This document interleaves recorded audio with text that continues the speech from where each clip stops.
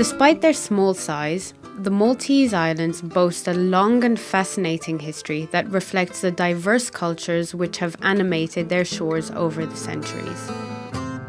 With a warm welcome always awaiting visitors, the islands are popular holiday destinations that also draw many film productions thanks to their gorgeous Mediterranean landscapes. I'm not a film producer, but an avid scuba diver, longing to see where Hubert will be taking me for my next dive. Hi again. I've booked another dive with you today. Where are we going? Today we are going to Gozo. Okay. To the other island. Okay. And we will go and dive the Karwella. Oh, great, and wreck. Perfect. Yes. Slightly deeper than what we have done before. Okay. And what we will do is today we're slightly a little bit of a bigger group, so we'll go with our hardboard. Okay, great. So it's still a boat dive. Yes. With the lift at the back, so nice and easy. Perfect. Perfect. Let's go. For this boat dive, Hubert had a few more divers coming along. With fewer divers than what the boat can carry, there was ample space to spread out.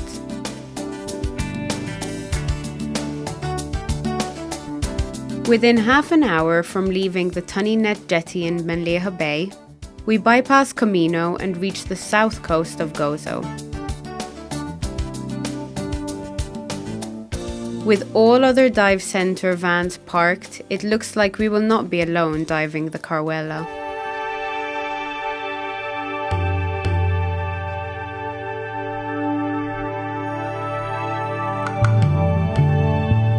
Karwella and Camino Land, they are two wrecks on the south of Gozo. They've been scuttled in 2006 for divers as an artificial reefs.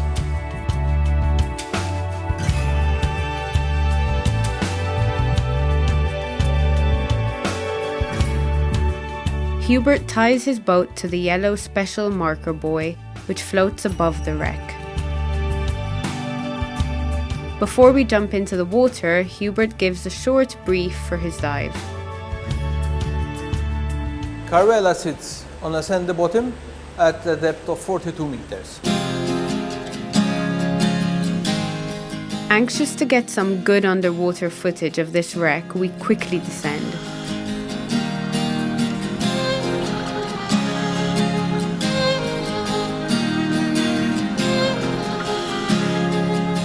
Karwella is about 48 meters in length. It is very safe to penetrate, as has been specifically prepared for divers. It is probably the best wreck dive in Gozo.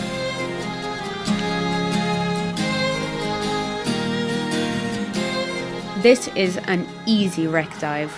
All I had to do was follow Hubert.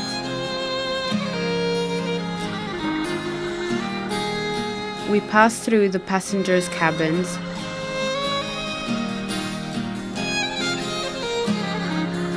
We penetrated down into the next deck following the staircase.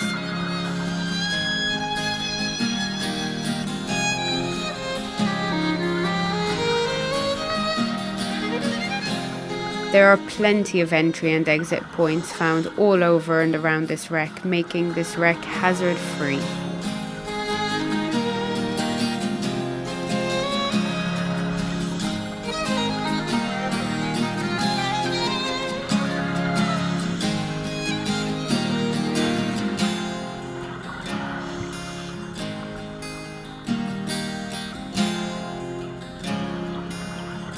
Karwella and Camino Land, they are about 60 meters apart. You can do them on one dive, but my suggestion is that you will do one dive on the Karwella and one dive on the Camino Land.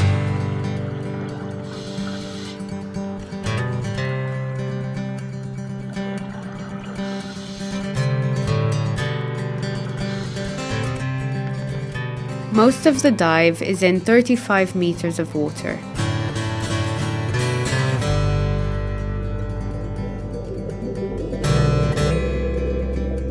Bottom times soon pile up, and before getting back onto the boat, some decompression stops become obligatory.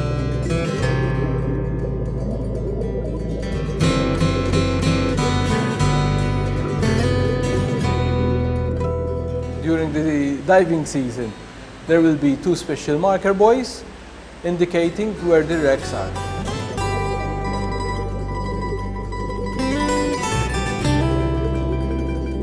Karwella was my first wreck dive planned during my diving holiday in Malta, and it's certainly not going to be my last.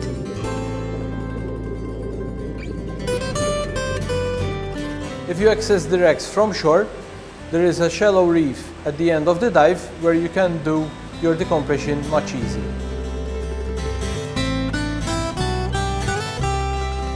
Going all the way to Gozo's south coast and back to base in Meleha Bay may take the good part of the morning.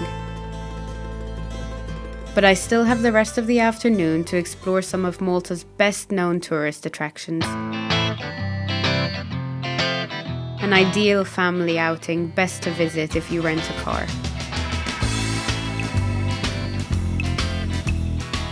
Also known as a silent city, this beautifully preserved medieval town used to be Malta's capital. Welcome to Mdina.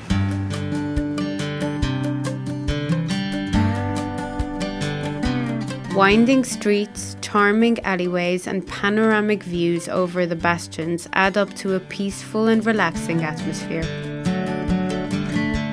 where visitors can breathe in history and tradition at every turn. Now a quiet neighbourhood, Mdina presents a mix of Norman and Baroque architecture.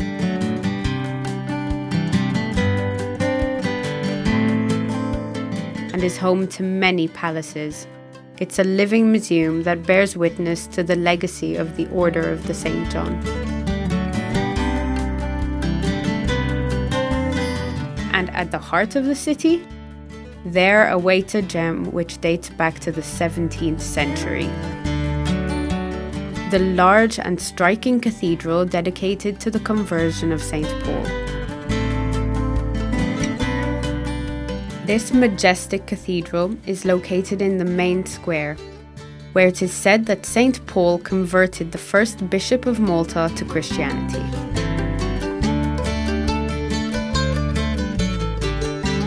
Though beautiful at any time of day, there are those who say that the silent city's beauty is best viewed after dark. Certainly, a stroll through Mdina's charming streets evokes great fascination. It's as though the ancient walls retain a hint of some secret that's been swallowed up by time.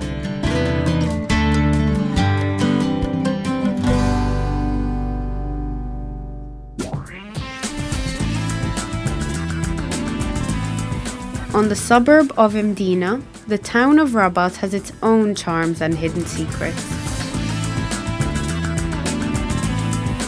Beneath St. Paul's Church is a mystical grotto, said to have hidden the saint from Roman persecution after he was shipwrecked in Malta.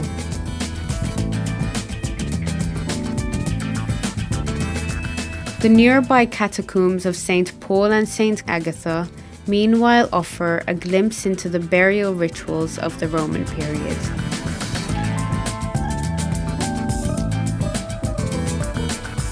And at the Domus Romana, one can still view some of the oldest mosaics in the Western Mediterranean.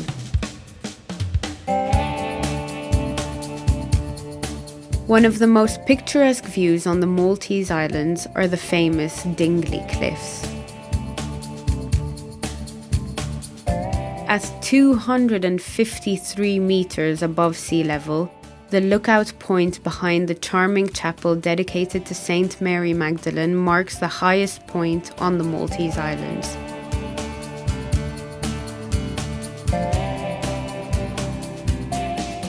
Breathtaking views of wide terraced fields and the tiny island of Filfla out in an open sea make this location especially popular with lovers who often gather to watch the sunset over Malta.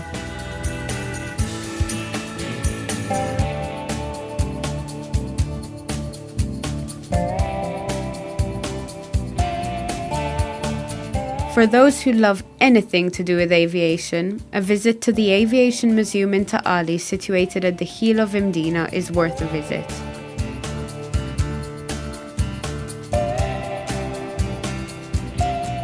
housed within its 3 main hangars, this was the site of the former Royal Air Force airfield during World War II. The museum covers the history of aviation in Malta with World War II aircraft, fighter jets, general aircraft and engines on display. The museum is also involved in the preservation and restoration of aircrafts, some of which are in airworthy condition today.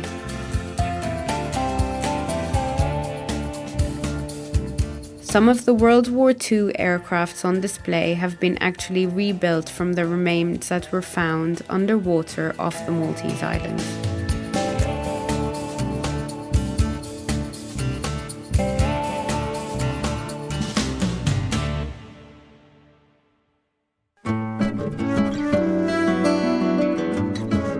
With so much to discover both above and below water, I'm off to see what other dive sites I could have explored with Hubert on the south coast of Gozo, not far from the Karwella wreck dive. The Karwella was an amazing dive today. I'm loving the wreck diving. Is there any other wreck close by? Yes, close by we have another 2 wrecks. We have the Comino land and we have the Shlendi. Basically the Karwella is the one in the middle. So if you go towards the right, you will find the Comino land, okay? Depth-wise, almost the same, around 40 meters to the bottom and 35 to the deck. Penetration-wise, we can do as well, similar to the Karwella, where we can go just in the main deck, and then we go up and we do the cabin where the helm, basically, where they used to drive the wreck. Not as beautiful as the Karwella, because the Karwella you have those staircase where everyone takes photos through them, and Comino land doesn't have that.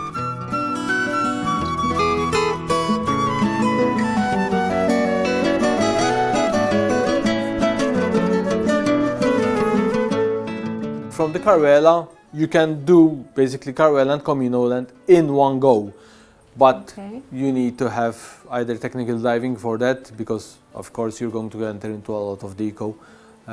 So normally we do it with either rebreathers or twin sets where we have deco cylinders and we stretch it along. Preferably you do it in 2 dives, because the Karwella you have quite a lot of time to spend on it, as well as the Comino land. So both of them, they have their own time to spend.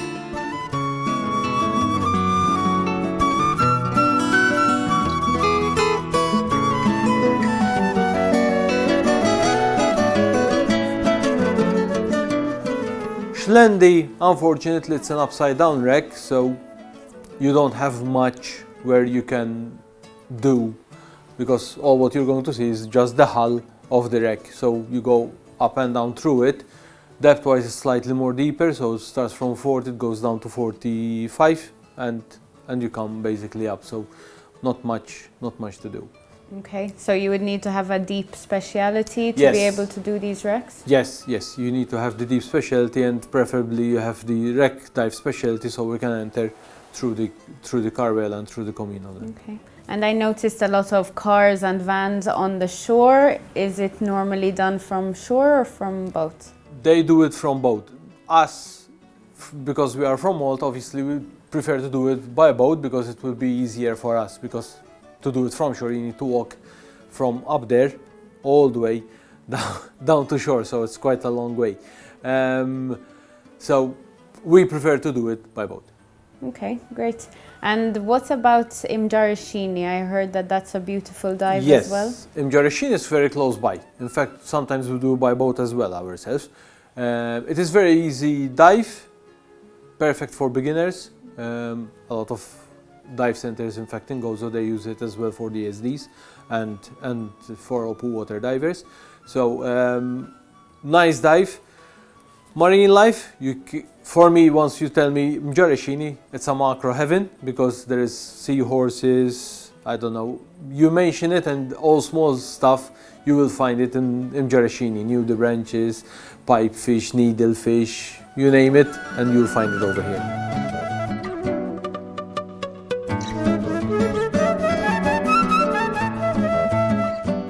There's a small cave as well in Mjarashini.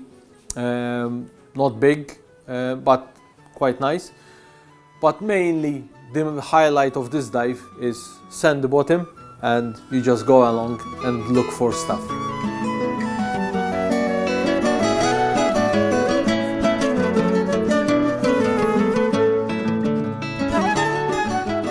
It gets deep once you start moving further out. I mean, Mjarashini, you start from 0 to 18, 20 meters max in the bay. Once you start going further out, then you find the drop-off, but it's a really long swim. Okay, so it's more a place for photography and for macro. For macro, okay, yes. Great.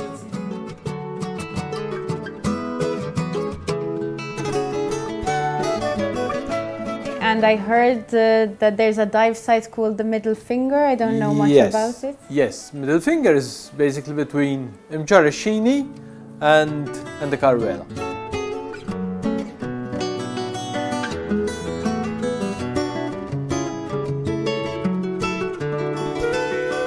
It's a really beautiful dive. They call it the Middle Finger because there is this massive pinnacle.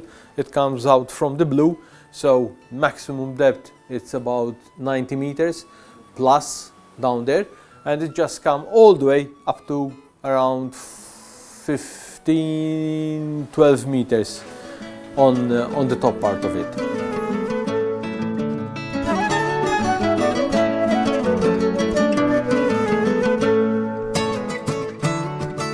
You can do it from shore as well.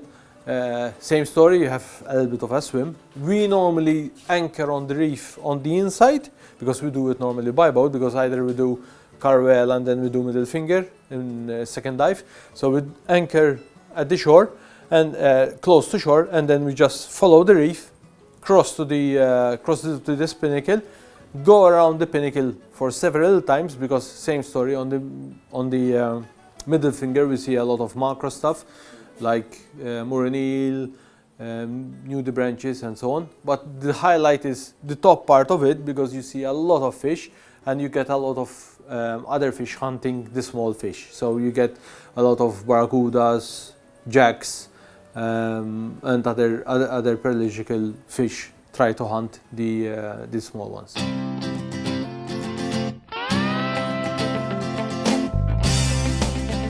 Is it safe in terms of currents and? Normally we don't have currents around that area, but obviously you need to have really good buoyancy, because as we said, it's a pinnacle that comes from 90 plus meters all the way shallow. So we'll try to have good divers for this one. It's not that it is suitable for beginners, but you need to really be close to your instructor, so basically try to avoid any problems.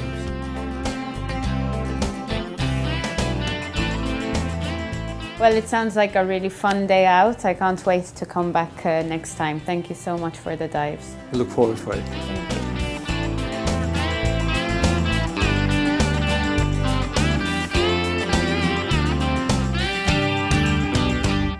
It's been an absolutely packed excursion, and I've managed to see some of the most beautiful sights that the Maltese Islands have to offer.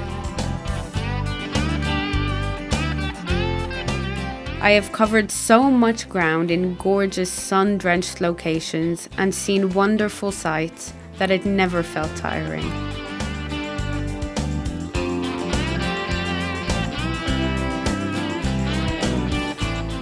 Just a word of advice: when venturing to this side of the world, never forget to pack your sun cream and a very big hat.